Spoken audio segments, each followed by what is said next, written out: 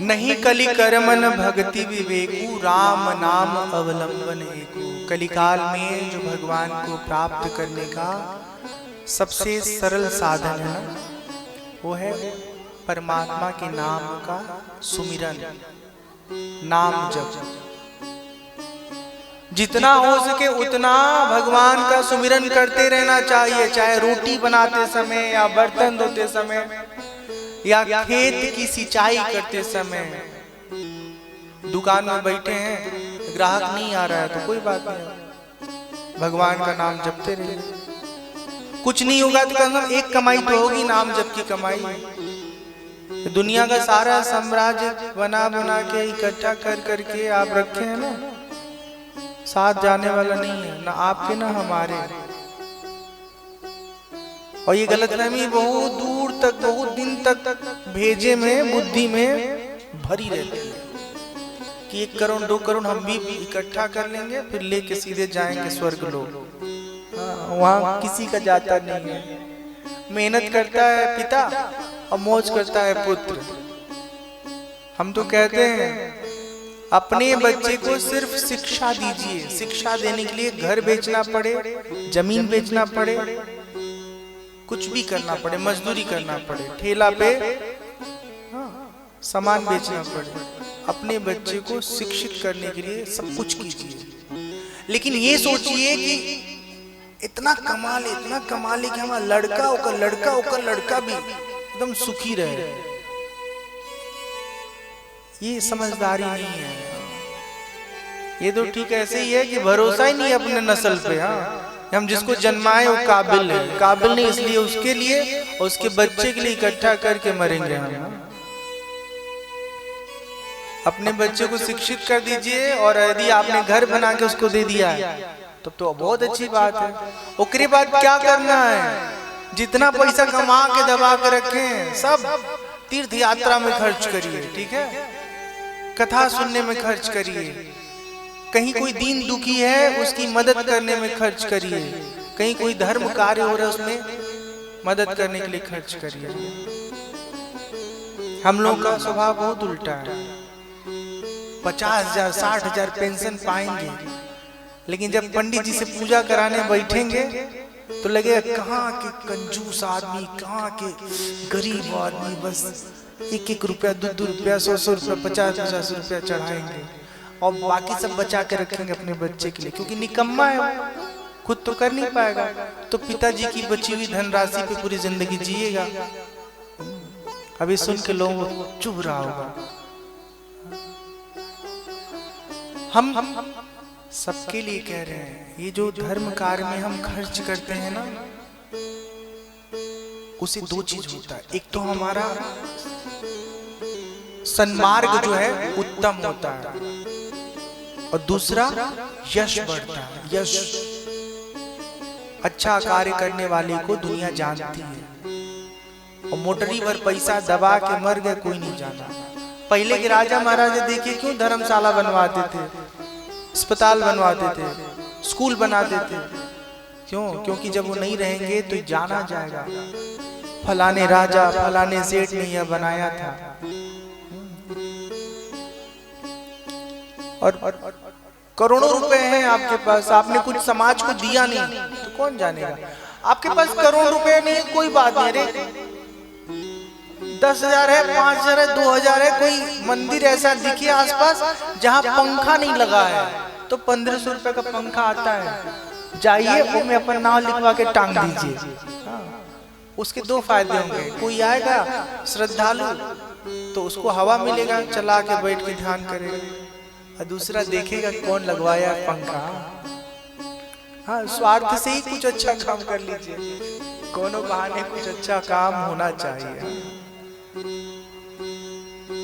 कलिकाल में भगवान का नाम सुमिरन सबसे प्रभावशाली साधन है। तो जब भी आपको समय मिले भगवान के नाम का सुमिरन करते रहिए। जरूरी नहीं है कि माला लेके बैठे रहे सब काम धाम छोड़ के।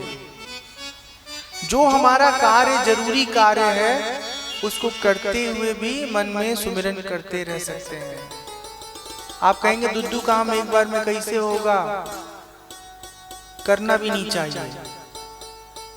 एक काम एक समय करना चाहिए पूरा मन लगा के। लेकिन हम लोग तो एक्सपर्ट हो गए हैं, फोन आया है कान में दबा हुआ, अम्मा कैसी हैं आप, रोटी बेल रही हैं, सब्जी काट रही हैं, हाथ नहीं कट रहा है, कचर कचर कचर कचर सब, आलू को भी काट दिया, फोन पे बतिया रहे हैं। एक समय में हम दो काम कर लेते हैं ना। तो उसी तरह सब्जी उब्जी काटिए, बर्तन धोइए, झाड़ू पोछा करिए, कुदाल उदाल चलाइए, लेकिन भीतर ही भीतर भगवान का सुमिरन करते रहिए। भाय को भाय अनक आलस हूँ, नाम जपत मंगल दिसिदस। चाहे जिस प्रकार से आप भगवान का नाम सुमिरन करें, मन से बेमन से, उसका परिणाम उत्तम ही हमारे जीवन में होगा। ठंडी का महीना अभी बीता है, अब जानबूझ के आग से सेक खाइए या अनजाने में खाइए, जैसे सेक लगेगा ना, वो जो शरीर का स्किन है, चाम है, हाँ, वो सेक अपना असर दिखा देगा। ज्यादा सेक लग गया तो झुलस भी जाएगा। जैसे अग्नि का ताप जाने अनजाने में जैसे स्पर्श होता है, वो असर दिखाता है, उसी तरह परमात्मा के नाम का सुमिरन है। जब हम जीवन में भगवान का सुमिरन करते रहते हैं ना, तो नाम सुमिरन के प्रभाव से हमारे भीतर के मन के अंदर जो विकार उत्पन्न होता है, काम क्रोध लोभ, सब शिथिल हो जाता है, शांत हो जाता है। इसलिए जितना हो सके जब जब समय मिले हरि सुमिरन करते रहना चाहिए। देखिए मन का ऐसा स्वभाव है ना कि मन बार बार बार बार विषय में ही जाएगा। ये हम सबका मन है ना, इतना इतना अनियंत्रित है कि बड़े से बड़े लोग धराशायी हो जाते हैं। एगो समोसा पे मन बहक जाता है, चाय के लिए लोग पागल हो जाते हैं, चाय नहीं मिला, चाय नहीं मिला, चाय नहीं मिला, और समय पे भोजन न मिले तो फिर देखिए घर का मालिक सर पे पहाड़ उठा लेगा। दिन भर मेहनत कर रहे हैं और टाइम में भोजन नहीं दे सकते आप लोग। छोटी छोटी इंद्रियों से संबंधित जो भोग विषय है, वो जब न मिले तो हम बेचैन विह्वल हो जाते हैं। मन पर नियंत्रण आसान नहीं है, मन बार बार सरक के संसार में जाता है। साधक ना भगवान के नाम सुमिरन में अपना मन लगा के रखता है, ताकि मन भटके ना, मन सरके ना, मन भक्ति की ओर निरंतर बढ़ता जाए, बढ़ता जाए। हम सबका मन एक जैसा है।